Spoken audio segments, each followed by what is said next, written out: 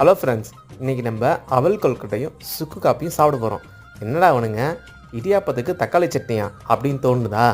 கொஞ்சம் டிஃப்ரெண்ட்டாக சாப்பிட்டு பார்த்து ட்ரை பண்ணுவோமே. ஒரு பாத்திரத்தில் தேவையான அளவு அவல் எடுத்துக்கோங்க. அது மேலே கொஞ்சம் தண்ணியை ஊற்றுங்க. ஊற்றினோடனே அதுவே வெந்த பதத்துக்கு வந்துடும். அதுக்கப்புறம் தாளிக்கிறதுக்கு இந்த வீடியோ என்னென்ன காமிச்சிருக்காங்களோ அதையும் போட்டுக்கலாம். உங்களுக்கு தேவைன்னா கொஞ்சம் கேரட்டு அப்படின்னு என்னென்ன கொஞ்சம் ஆட் பண்ணிக்கிட்டு அந்த தாளித்து அந்த அவல் தாளையில் பதக்குன்னு கொட்டுங்க.